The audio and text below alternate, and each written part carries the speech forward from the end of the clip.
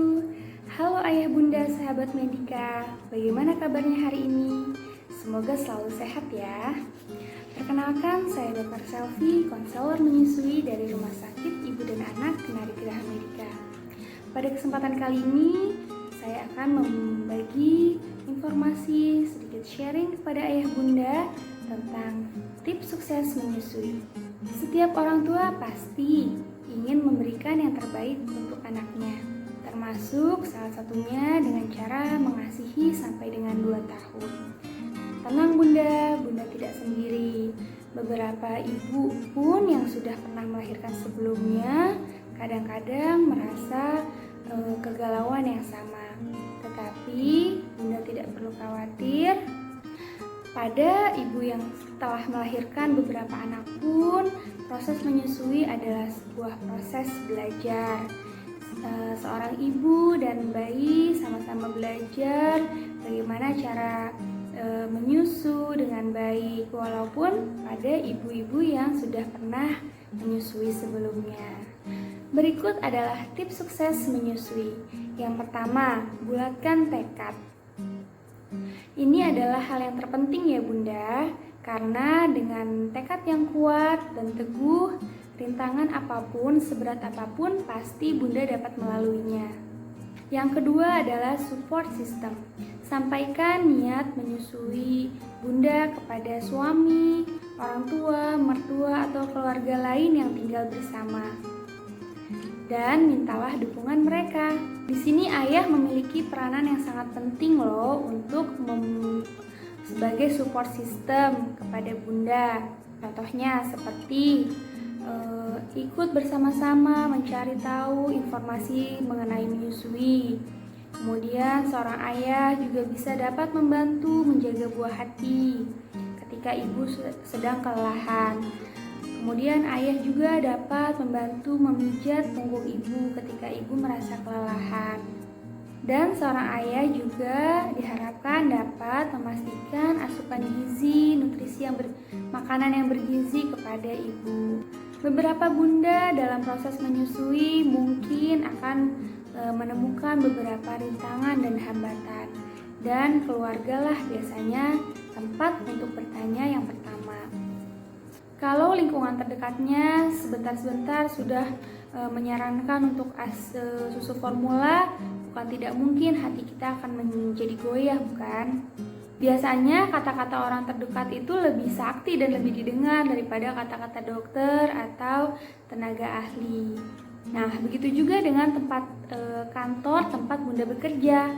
Kalau di kantor sudah ada ruangan khusus memerah ASI, sudah ada kulkas ASI, kemudian teman-teman juga memberikan support yang baik, tentunya seorang busui atau bunda ibu yang menyusui akan lebih bersemangat dalam memerah ASI. Mintalah dukungan dan support system yang kuat agar menyusui dapat berhasil.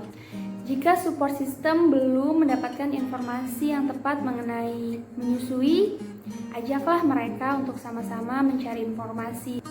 Karena keberhasilan menyusui bukan hanya karena ibu dan bayinya saja, tetapi karena support system yang baik. Poin ketiga yang tidak kalah penting yaitu berpikir positif. Karena ketika kita bahagia, ASI akan lancar. Percaya deh. Bagaimana dengan ibu yang stres? Stres akan menghambat produksi ASI karena seorang ibu tidak bahagia, dia akan fokus terhadap masalahnya. Nah, makanya supaya ASI lancar, jadilah ibu yang bahagia. Yang keempat adalah rajin menyusui. Karena pada prinsipnya produksi ASI itu sesuai dengan banyaknya hisapan bayi. Semakin banyak bayi menghisap payudara ibu, otak juga akan memerintahkan agar ASI terus diproduksi. Jadi prinsip produksi ASI itu adalah supply by demand. Artinya ketika kebutuhannya, ketika payudaranya cepat kosong, maka ASI akan cepat memproduksi kembali seperti itu. Bagaimana kalau kita jarang kosongkan payudara? Nanti yang terbaca di otak, wah ternyata ASInya berlebihan. Nah, lama-lama produksi ASI akan habis dengan cara seperti itu. Makanya kalau ingin rajin maka dari itu kalau ingin produksi ASINya lebih banyak, maka sering-seringlah menyusui. Yang kelima adalah makan makanan yang bergizi. Nah, kebanyakan nyumam yang baru melahirkan kadang merasa, berat badan saya berlebih gitu. Terus saya pengen badan saya seperti dulu lagi. Alhasil mereka mengurangi asupan makanannya. Nah, hal yang seperti itu tidak tepat ya Bunda. Nah, kadang kita sebagai busui sering banget ngerasa kelaparan. Hal itu wajar ya Bunda, wajar saja seorang busui atau ibu menyusui sering merasa lapar. Karena makanan yang kita makan itu disalurkan lagi melalui ASI untuk bayi kita. Nah, selama masa menyusui yang eksklusif, kebutuhan kalori seorang ibu meningkat sekitar 300 sampai 500 kalori. ASI mengandung banyak air sehingga kita perlu untuk minum banyak agar produksi ASI kita juga lancar. Tips yang keenam yaitu gunakan alat KB yang tepat. Ya, beberapa alat kontrasepsi dapat menghambat produksi ASI. Nah, silakan Bunda dapat berkonsultasi dengan dokter, bidan, atau tenaga kesehatan lainnya untuk menentukan alat kontrasepsi apa yang paling cocok. Nah, yang ketujuh adalah konsultasi menyusui. Kesuksesan pemberian ASI ditentukan juga salah satunya dengan pengetahuan dan informasi yang tepat mengenai menyusui.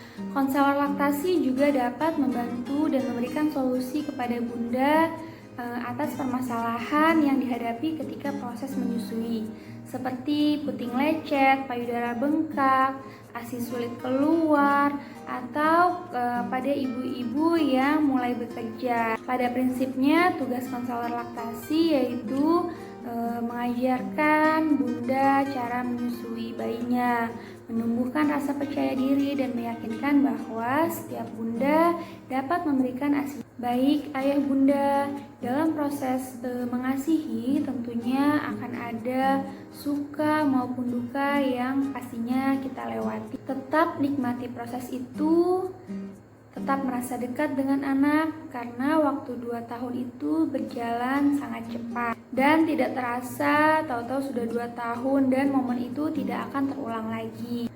Ketika 2 tahun itu terlewati, percayalah kita akan bangga terhadap diri kita karena berhasil melalui proses tersebut. Kita akan bahagia melihat anak-anak kita tumbuh menjadi anak yang sehat, anak yang kuat karena ASI yang kita berikan.